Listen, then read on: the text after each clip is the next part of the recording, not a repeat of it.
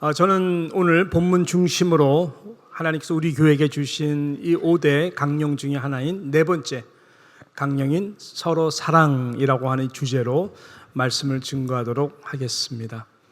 실은 이 말씀의 주제를 가지고 설교한다는 것은 쉽지가 않습니다.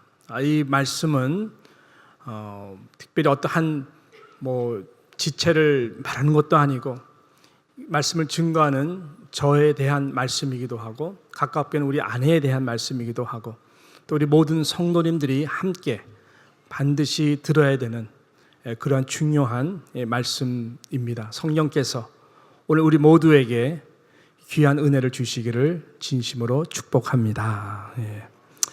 어떤 사람이요 집을 새로 샀습니다.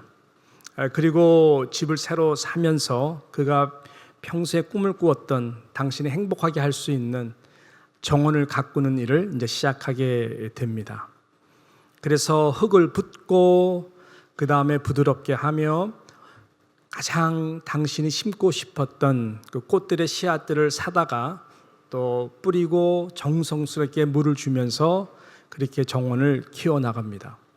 시간이 좀 지나다 보니까는 아름다운 그 꽃들이 이제 피어나기 시작하는 것이죠. 얼마나 행복하고 참 감사한 일입니까? 그런데 전혀 예기치 않았던 원치 않은 너무나 많은 민들레꽃들이 피어나기 시작하는 것이죠.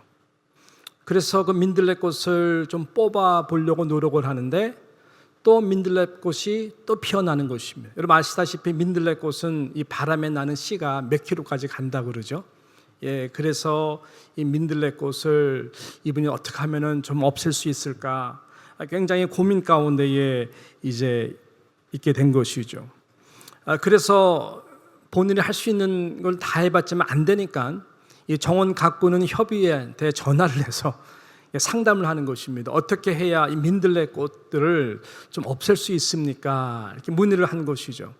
워낙 전문가들이니까 이런저런 몇 가지 좋은 팁들을 가르쳐 줍니다.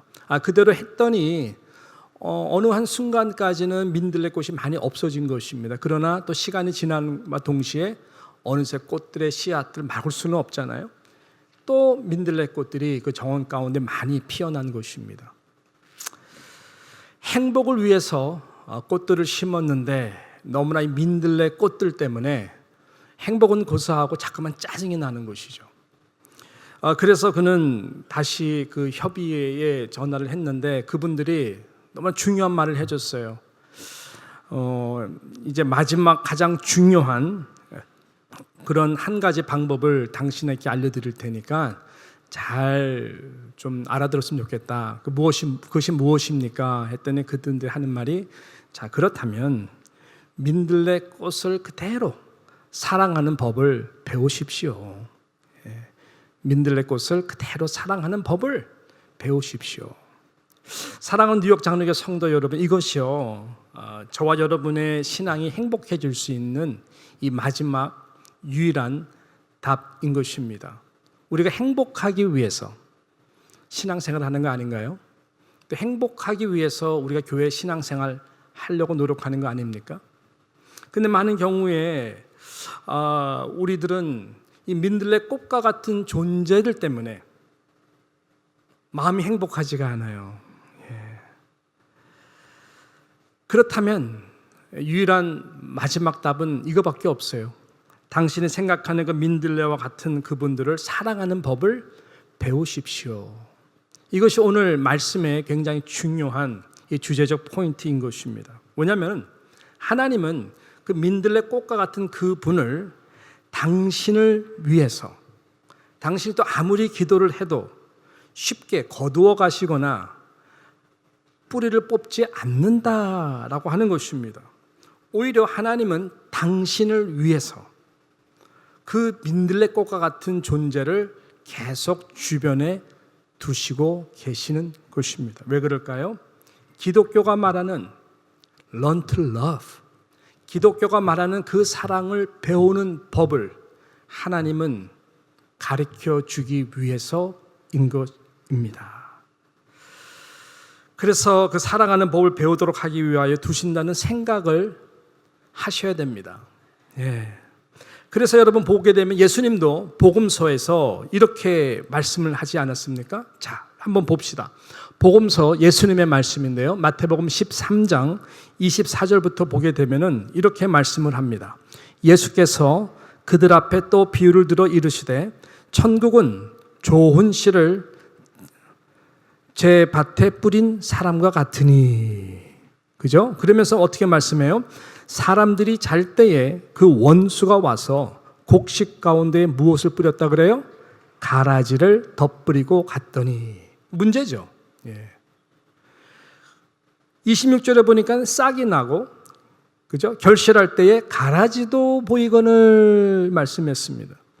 집주인의 종들이 와서 말하되 주여 밭에 좋은 씨를 뿌리지 아니하였사옵나이까? 근데 원치 않았던 그 가라지가 어디서 생겼나이까? 주인이 이르되 원수가 이렇게 하였구나. 원수가 이렇게 하였구나. 그러면 종들의 반응은 말하되 그러면 우리가 가서 이것을 뽑기를 원하십니까? 많은 사람들은 그렇게 생각할 거예요.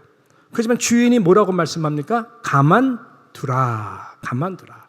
가라지를 뽑다가 곡식까지 뽑을까 염려하노라. 이렇게 말씀을 역설적으로 하신 것이. 물론 그 13장 이 뒷부분에 가게 되면은 계속 기다리세요. 가라지를 뽑지 않고 기다리다가 결국은 그 가라지는 심판의 때에 뽑히게 되고 영원한 심판의 불에 던지게 되는 너무나 무서운 결과를 초래하는 것이 결국은 회개치 않은 가라지의 존재인 것입니다. 그렇지만 저와 여러분이 그 가라지를 뽑을 수 있는 권리는 하나님이 뽑기까지, 하나님이 그 생명을 데려가기까지는 뽑을 수 있는 right이 없다라고 말씀하는 것이. 왜? 물론 원수의 씨로 뿌려진 가라지입니다. 원수와 같은 존재입니다. 그러나 주님의 말씀과 같이 원수도 사랑하라는.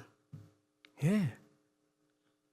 그리고 너를 핍박하는 자도 축복하라고 하는 그 사랑의 법을 배우도록 하기 위해서, 이것이 결국 우리가 축복이 되는 거거든요.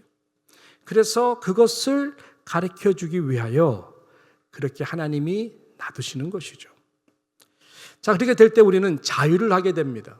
이 진리를 깨달을 때 진리가 우리를 자유케 한다고 하는 것입니다.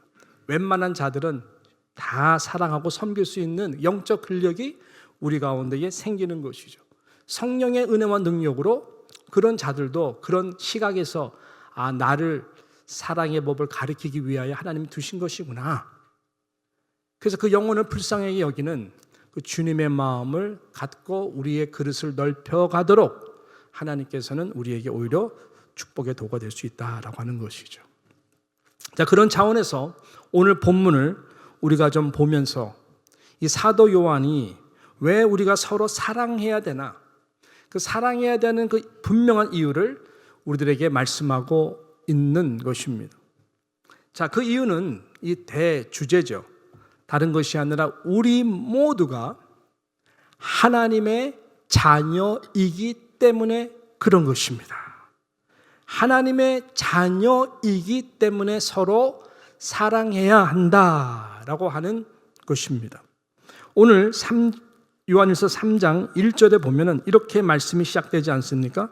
보라, 아버지께서 어떠한 사랑을 우리에게 베푸사 하나님의 자녀라 일컬음을 받게 하셨는가. 우리가 그러하도다. 그러므로 세상이 우리를 알지 못함은 그를 알지 못함이라 라고 말씀하고 있습니다. 저와 여러분이 바로 하나님의 자녀가 되었다라고 하는 것이죠. 그럼 하나님의 자녀는 어떻게 되는 것일까요? 오늘 이 말씀을 다시 깊이 묵상하게 되면은 사도 요한은 성령의 감동으로 이 말씀을 기록하면서 이렇게 우리들에게 증거를 합니다. 아버지께서 어떠한 사랑을 우리에게 베풀어 주시사 저와 여러분이 하나님의 자녀라고 일컬음을 받게 되었다라고 증거하고 있습니다. 하나님 아버지께서 베풀어 주신 그 어떠한 사랑 때문입니다. 그래서 어떠한 그 사랑이 오늘의 키워드인 것이죠. 저와 여러분이 하나님의 자녀가 되게 한 그 어떠한 사랑은 어떤 사랑일까요? 오늘 본문 말씀과 연결해서 크게 두 가지로 볼 수가 있는 첫 번째는 뭐냐면은 십자가를 통하여 알게 해 주신 그 사랑을 그 어떠한 사랑으로 우리는 해석할 수가 있는 것이죠. 이것이 하나님의 자녀가 되는 가장 중요한 믿음의 증표입니다. 오직 십자가를 통해 또 십자가를 통과함으로 그 십자가의 사랑을 보여주신 그 하나님 아버지의 만극하신 사랑을 저와 여러분이 믿음으로 정말로 받아들일 때, 그 앞에 무릎을 꿇을 때 저와 여러분은 하나님의 자녀가 될 수 있는 놀라운 특권과 축복을 누리게 되는 것이지. 이런 사랑은 세상에 존재하지 않는 사랑인 것입니다. 그 어떠한 사랑이 이렇게 귀한 것이, 이 어떠한 사랑을 통해서 저와 여러분이 하나님의 자녀가 되는 축복을 얻게 된 것입니다. 그러므로 이 십자가에서 오직 나를 위해 죽으시고 피 흘려주신 그 사랑을 내가 믿음으로 받고 믿음을 통하여 알게 되고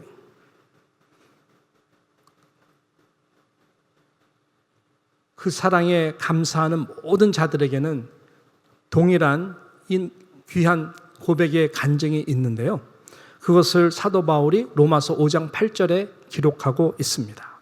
로마서 5장 8절에 이렇게 기록하죠. 우리가 아직 뭐 되었을 때요?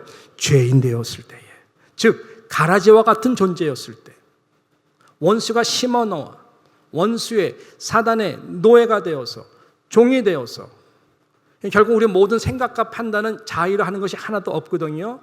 하나님의 영이냐 그리스도의 영이냐 성령의 영이냐 아니면 악한 영이냐 사단의 영이냐 결정하고 허락하는 것은 여러분이에요. 하나님의 성령의 생각을 결단하고 생각하고 행하면 성령의 사람이 되는 것이고, 악한 영의 반대가 되는 것을 생각하고 판단하고 결단해서 품으면 여러분은 악한 영의 노예가 될 수밖에 없는 것이죠. 그렇지만 분명한 것은 우리가 죄인 되었을 때에 예수 그리스도께서 우리를 위하여 죽으심으로 하나님께서 우리에게 대한 자기의 사랑을 확증하셨다라고 말씀하고 있습니다. 확증하셨다. 확증하신 그 사랑은 아직 내가 가라지와 같은 존재였을 때, 그때에도 불구하고, 그것을 다 하심에도 불구하고 나를 대신해서 죽으신 그 사랑, 아버지 하나님께서 베풀어 주신 그 어떠한 사랑이 이렇게 귀한 사랑인 것, 이것을 아는 자가 하나님의 자녀가 된다 하고 것입니다. 그러므로 하나님의 자녀인 것을 나타내는 오늘 전체 본문에서도 말씀하지만 분명한 증거는 다른 것이 아니라 이 사랑에 대하여 감사하여서 서로 사랑하는 자들이다라고 하는 것입니다. 하나님의 자녀끼리 사랑하는 거 어렵지 않죠? 예, 당연한 것이죠. 예. 그러나 좀 도전이 되겠지만 때로는 가라지와 같은 그 영혼도 여러분께서 사랑을 해야 됩니다. 사랑하는 법을 배워야 되는 것입니다. 왜냐하면 그분의 모습이 과거 나의 모습이거든요. 네. 원수 되었을 때의 형태는 조금 다르지만 다 열매들의 모습은 다 비슷합니다. 교만했던 나, 나의 의로 회개치 않았던 나, 끊임없이 나의 의의 잣대로 다른 사람을 비판했던 나, 판단했던 나, 예, 그러한 나의 모습이 그대로 리플렉트 되는 거잖아요.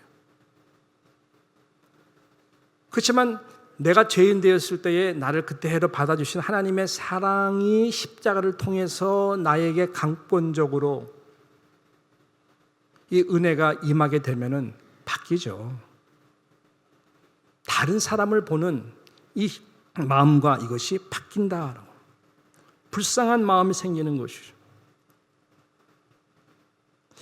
사랑하는 성도 여러분, 그 어떠한 이 십자가의 사랑을 믿으십니까? 믿으십니까? 그러면 여러분은 하나님의 자녀입니다. 그렇다면 끝까지 어떤 일이 있어도 민들레를 사랑하는 법을 배우셔야 됩니다. 이 은혜가 있기를 축복합니다. 이 두 번째, 하나님의 자녀로. 두 번째 그 사랑은 어떤 사랑이냐? 포기하지 않는 소망적 사랑입니다. 그것을 오늘 본문에서 강하게 우리들에게 이야기를 하고 있습니다. 하나님의 자녀들이 하는 사랑은 서로에 대해서, 때로는 민들레에 대해서도 포기하지 않는 소망적 사랑입니다. 이유는 간단합니다. 하나님이 저와 여러분을 절대로 포기하지 않기 때문에 그렇습니다. 그러면 저와 여러분은 포기할 권리가 없습니다. 세상 모든 사랑들은 다 조건적인 사랑입니다. 조건적인 사랑이죠. 맨 처음에는 눈에 콩깍지가 씌었다가 나중에 보면은 이 조건적인 사랑, 나를 사랑하지 않고 그런다 그러면 상처받고 헤어지죠. 상대방적인 관계 속에 존속하는 사랑이 사랑의 한계입니다. 그러나 하나님이 우리에게 보여주신 어떠한 사랑, 하나님의 자녀가 되도록 한 어떠한 사랑은 이 모든 것들을 초월하는 그러한 사랑입니다. 무조건적인 사랑이라고 하는 것이죠. 이것이 하나님의 속성, 예수 그리스도 안에 있는 하나님의 속성을 담아낸, 또 담기를 원하시는 하나님이 우리에게 주시는 사랑의 DNA인 것이죠. 쑥 지나간 것 같지만 우리 본문을 나중에 좀 보시게 되면 9절에 보니까 이는 하나님의 씨가 그의 속에 거함이요 라고 말씀했어요. 하나님의 DNA인 씨가 예수 그리스도 십자가를 통과한 모든 영혼들에게는 그 사랑의 씨가 심겨져 있습니다. 그럼 그 씨가 내 안에 심겨졌으면 자동적으로 하나님의 DNA를 닮은, 그죠? 그 사랑이 나오는 것인데, 그 사랑이 다른 사랑보다 무엇보다 포기하지 않는 그러한 사랑이다라고 하는 것이죠.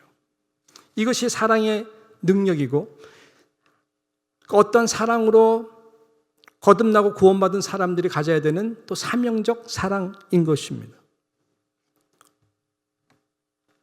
여러분, 하나님은 저와 여러분을 절대로 포기하지 않습니다. 왜냐하면 하나님의 시각은 지금으로만 보는 조건적인 사랑이 아니기 때문에 그렇습니다. 하나님의 바라보시는 시각적 사랑은 하나님의 나라 안에서 바라보는 사랑입니다. 그 말은 그러니까 already와 not yet 사이, 그러니까 즉 이미와 그리고 아직이라고 하는 사이에서의 완전한 사랑입니다. 우리의 구원이 그렇죠. DON이 예수 그리스도 안에서 십자가를 통과한 모든 사람들은 거듭난 사람이라면, 물과 피와 성령으로 거듭난 사람이라면 구원은 이미 다 이루어진 것이죠. 그렇지만 not yet. 바울은 그래서 두렵고 떨림으로 날마다 구원을 이루어가도록 표대를 향하여 달려간다라고 말을 했습니다. 나의 의가 없는 것이죠. 의가 없이 구원받은 것처럼 날마다 우리의 삶 가운데에 나의 의가 없는 것입니다. 그래서 우리는 계속 그렇게 신앙생활을 하는 것처럼, 여러분, 우리가 서로 사랑하는 시각도 마찬가지입니다. 하나님은요, 저와 여러분이 지금의 연약한 모습 그대로서 포기하시는 분이 아니라 예수 그리스도의 날에 저와 여러분이 완전한 구원을 얻는 그때에 모두가 다 예수 그리스도를 완전히 닮아서 설 그 날을 바라보시면서 우리를 포기하지 않고 우리의 연약함을 성령께서 우리 가운데 날마다 탄식하며 기도하시며 하나님의 뜻대로 모든 것이 합력해서 이루도록 하나님은 오늘도 일하시는 분이십니다. 그 사랑으로 사랑을 해야 된다라고 하는 것이죠. 자, 그래서 여러분 보십시오. 오늘 말씀 2절과 3절을 보십시오. 바로 그런 내용이에요. 뭐라 그래요? 사랑하는 자들아, 우리가 지금은 하나님의 자녀라. 할렐루야. 십자가를 통과한 모든 사람들은 하나님의 지금 자녀예요. 근데 장래, 미래를 볼 때 뭐라 그래요? 장래에 어떻게 될지는 아직 나타나지 아니하였으나 언젠가 주님 앞에 서잖아요. 주님을 본단 말이죠. 얼굴과 얼굴을 본다는 말이죠. 하나님의 자녀면 그가 나타나시면 우리가 그와 같을 줄을 아는 것은 그의 참모습 그대로 볼 것이기 때문이니 라고 말씀. 주님과 같이 된다는 거예요. 주님을 볼 때. 3절 주를 향하여 이 소망을 가진 자마다, 이 소망적 사랑을 가지고 서로 사랑하는 자마다 그의 깨끗하심과 같이 자기를 깨끗하게 하느니라 라고 말씀하고 있는 것입니다. 이런 소망적 포기하지 않는 사랑이 있어야 서로에 대해서 미워하고 포기하는 죄를 짓지 않는다라고 하는 것이죠. 여러분, 하나님이 그렇게 포기하지 않고 가라지도 심판의 날까지 인내하시면서 기다리세요. 가라지가 곡식과 같은 하나님의 자녀를 통해서 사랑하고 불쌍히 여기고 그 연약함을 위해서 기도하고 붙들어 주면서 회개할 기회, 그것을 기다리세요. 그래서 우리는 서로에 대해서도 이런 소망이 있어요. 하나님 앞에 죄를 짓지 않는다라고 하는 것이죠. 언젠가 다 영원히 웃게 될 날이 오잖아요. 이 소망이 있으니까 그 영혼을 바라보면서 우리가 축복할 수 있는 힘이 생기는 것이죠. 아우, 하나님도 그렇게 하시는데 제가 누구라고, 또 여러분이 누구라고 참 쉽게 판단하고 포기하고 미워하고 정죄하고 그럴 수 없죠. 왜냐하면 여러분이 재판관이 아니잖아요. 오직 재판관은 누구예요? 하나님이시란 말이죠. 그래서 이 사랑이 서로 사랑에 너무나 중요하다라고 하는 것입니다. 이 은혜가 함께하기를 주님의 이름으로 축복합니다. 그런 마음으로 자녀를 키우면 훨씬 자유하고 좋습니다. 저는 말씀을 이제 마치도록 하겠습니다. 이렇게 말씀을 드렸음에도 불구하고 나는 못하겠습니다. 나는 못하겠습니다. 그 가라지 같은 존재 없어지든지 내가 이 교회를 떠나든지 하겠습니다. 등등 나는 못하겠습니다라고 말하시는 분이 계시다면 목사로서 말씀드립니다. 정말로 이해합니다. 정말로 이해합니다. 또 이것이 얼마나 힘들다는 것 저 또한 압니다. 어떻게 보면은 목사가 이런 부분에서 가장 노출되기가 쉬운 사람 중에 하나겠죠. 여러분은 부서 구석구석에서 당하는 어려움 가지고 갈등하겠지만 우리 장로님들 정도 되면은 이 교회의 전체적인 그리고 또 목사가 되면은 전체적인 가운데에서 지금 아픈 부분들의 스토리가 너무나 많이 올라오잖아요. 서로 사랑 누가 모르나요? 근데 안 된다. 못하겠다. 그렇다면은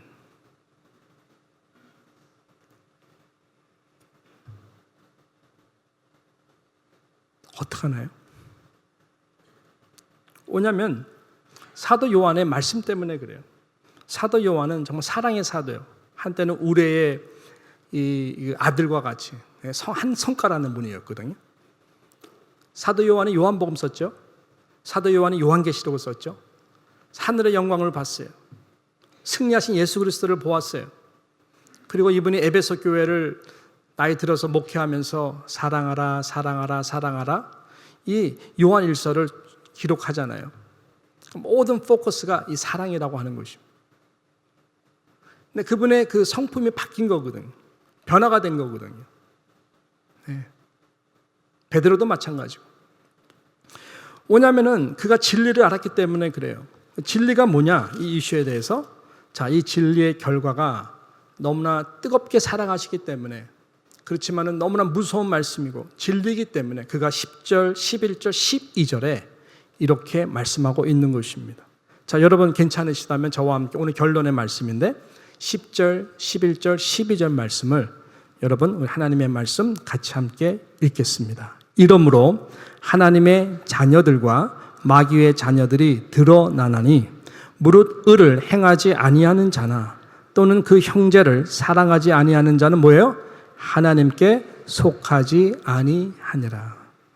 11절, 우리는 서로 사랑할지니 이는 너희가 처음부터 들은 소식이라. 12절, 가인같이 하지 말고 그는 악한 자에게 속하여 그 아우를 죽였으니 어떤 이유로 죽었느냐? 자기의 행위는 악하고 그의 아우의 행위는 의로움이라 라고 말씀하고 있습니다. 결국은 알곡과 가라지가 드러난다는 것이죠. 우리는 몰라요. 심판의 날에 드러난다. 그래서 형제를 사랑하지 아니하는 자는 분명히 말씀하고 하나님께 속한 자가 아니다. 하나님을 사랑한다고 하면서 형제를 미워하는 자는 거짓말하는 자다. 이 요한일서 계속 하는 말씀이 그런 거예요. 미워하는 자는 곧 살인하는 자다. 그래서 서로 사랑해야 된다. 아무리 듣고 들어도 이 자리로 돌아가지 않으면 위험하다. 왜?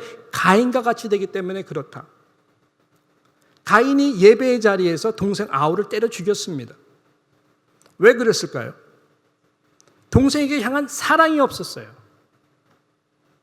시기와 질투, 모든 예배가 다 하나님의 복을 받기 원한 거지만은 그 안에 사랑이 없었기 때문에 살인, 미움으로 동생을 죽여버린 것입니다. 그러므로 하나님만 아시죠.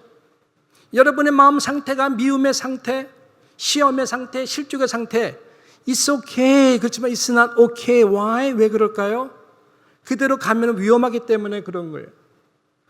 이것을 통과하지 않으면 제가 감히 말씀드릴 수 있는데 천국에 들어가지 못합니다. 정말이에요. 속지 마세요.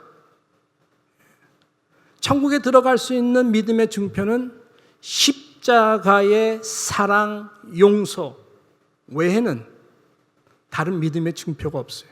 그래서 이리로 돌아와야 돼.